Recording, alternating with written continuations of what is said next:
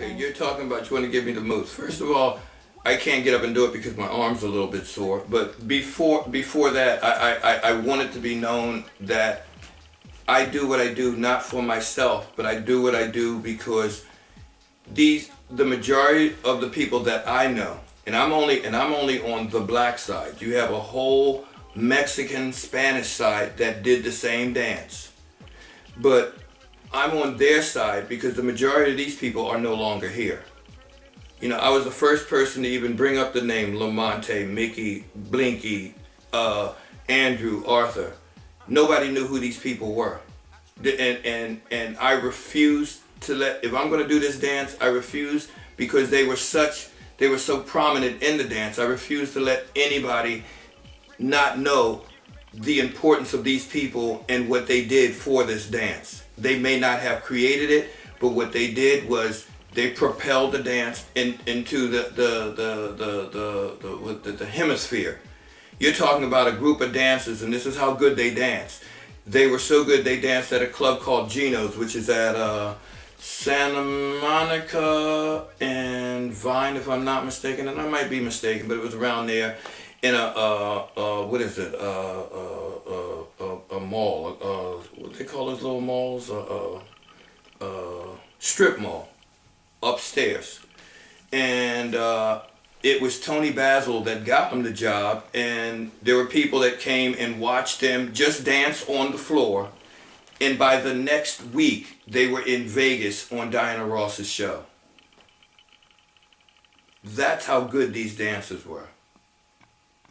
And there are dancers that come and go. They are they are talented, and they are and there are great dancers, but there are dancers that fall in the category of one in a lifetime, or I would say a one in a generation or one in a decade, that when you see them dance, you're just in complete awe. I think I've been blessed to have witnessed about 4 of them. One of them is Don Campbell. He created it. The other person was Tinker. And there's 2 more. The other 2 was, who was this? The other person was Willie Ninja, and the other person is Javier. When you see all 4 of these people dance, they're the kind of dancers that when they just dance, their spirit is so great, it's so big, it's so ominous that you just sit and you don't even want to dance next to them. You just want to sit and watch what in the world will they do next. Because I think that in time you have people that have the right body, the right chemistry, the right feeling, the right mood for all of this. These people in street dance, they need to be celebrated because of not who they are, but what they give to the community. It's a shame and it's sad to see that these people are just walking and running all over them.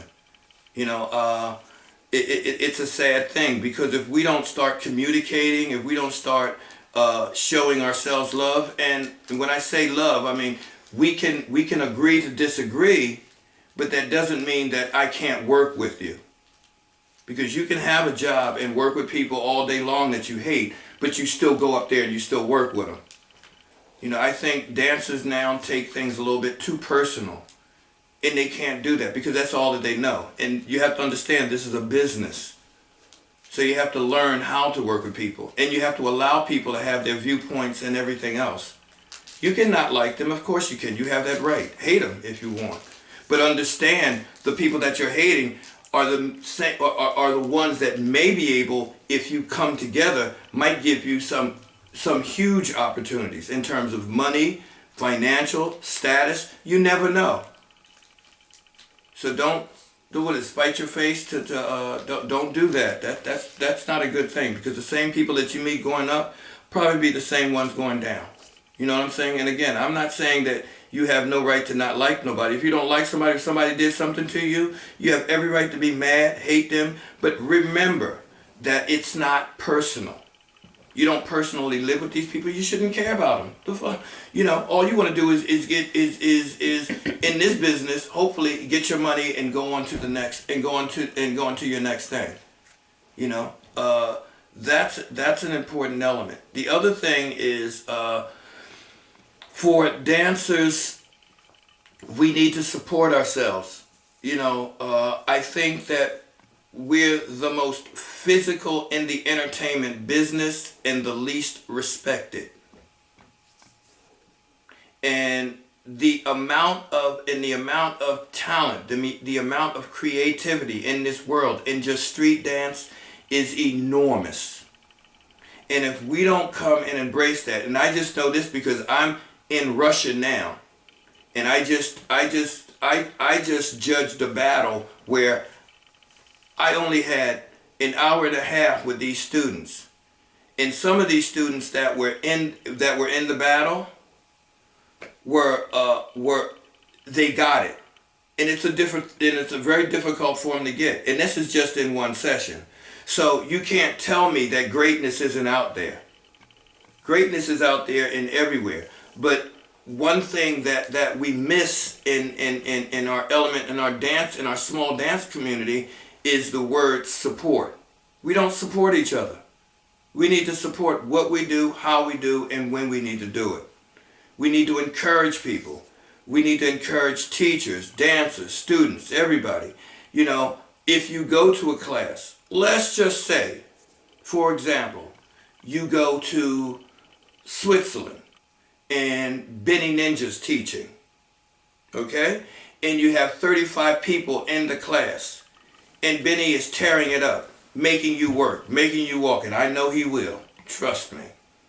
That's one man that'll let you have it quickly. So, when you do that and you go out and you're feeling real good about the class, the best way that you can ever pay homage to him, get on Facebook, get on somewhere, tell people, I just took Benny Ninja's class, it was, oh my God, da da da da da da. Let other people know how important it is. You have to support. The organizers, make sure that you support them. Whoever's organizing people to come over, competitions, support them. Everybody's not going to be perfect. Of course, there's some shifty and shady people out there. You're going to have that everywhere. My mother told me a long time ago, nobody in life said it was going to be fair. But the one thing that you've got is you got the intelligence enough to know who is and who isn't. And if you don't, then you do what I told you to do before. You got to do research. You got to do homework. There are people out there that do what they do for the love of this sport, which is called dance. And I do call it a sport. All of us out there, we're dancing our little hearts out, and not one of us have got insurance. I love Marjorie, and I'll do whatever she can. She's a perfect example. She has cancer. We need to support her. You need to go around the world and give and maybe give a benefit for her. She's come to your country, she's come to a lot of countries, and she's given of herself. We need to care about ourselves. We're the only ones here. Don't think that the world, and the dance community is small. You go outside this world and it's done. The one thing that I would love to see, which we can do easily, is maybe in the summer we can meet in a country, preferably New York, mine, because I'm an American. We could all meet downtown in Times Square one day, and we can all sit up there at Broadway where there are, I think they're red chairs, and we all need to take pictures. Everybody. All dancers. The ones you like, the ones you don't like, the ones you hate. And the reason why we need to do that is for historic reasons. We're now on a plateau of this has never been done before. Never. So when you have teachers come in that I didn't know how to teach waacking to begin with. I had to sit down and come with ideas to try to figure out how best to serve my constituents. And right now, I've got some of the best whackers out there. From Canada to Japan to America. I've got them. I taught them. I'm proud of that. You know what I'm saying? Because I took the time to invest my time in that. And one other thing, you need to reach one, teach one. We all need to go out there and support the younger ones. We talk about ourselves, but it's those 9, 10, 11, 12, 13, 14-year-olds that we need to start teaching. Because they're the ones that's going to carry our legacy. So while you're sitting up there worried about, oh, Tina said that, did that to me, did this, you could be in somebody's recreation center donating your time teaching these children who probably will look at you like you're absolutely out of your mind and will not like what you're doing, but showing them this stuff, because what they'll wind up doing is that you think that it's going in one ear and out, but in actuality it's staying in there. And I know this because I'm proof. The only way that I started to learn how to dance was through my cousins. And the reason why that was because my mother would have her sisters come over, and their children, which was my cousins who were older, had to go downstairs in the basement while the adults spoke upstairs. I'm the littlest one, so I'm always the one in the way. Meanwhile, they're down there doing cha-cha and doing all of these steps, and I'm all in the way, not looking at anything. And then the next thing I know, I was in junior high school in a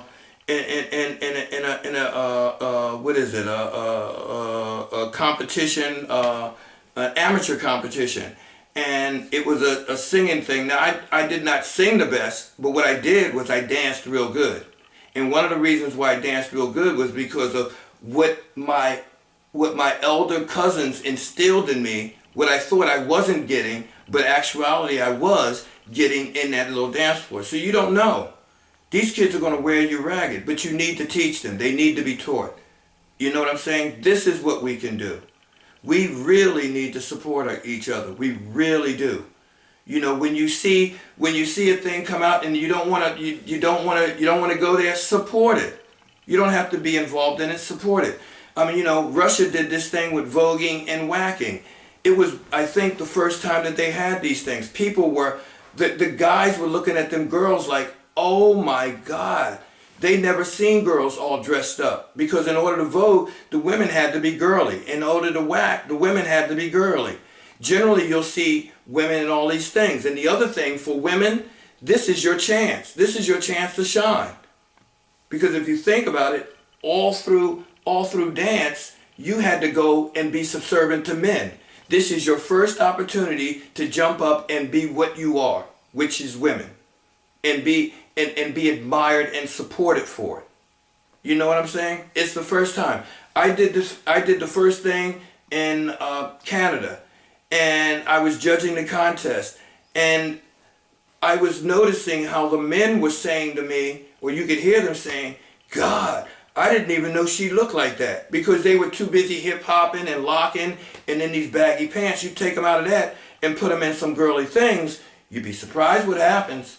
And I tell my girls, I said, when you come to my class, I don't want you to bring them church-going heels. I want you to bring them, I'm going out and get a man kind of heels, because we're going to work. You know what I'm saying? And that's what should happen. You know, I love all of you. I'm here to support all of you. You know, you can reach me on Facebook anytime. If you want to be my friend, please, I encourage you to email me and request me as a friend. I will always. The one thing that I love talking about my part in this wonderful dance form called waacking. And this is just one. You have a plethora of other dance forms that you could be involved in. But with this, I just want to leave you with my last saying, and that is, if you do not understand the music, you will never understand the dance. Good night and God bless. Bye-bye.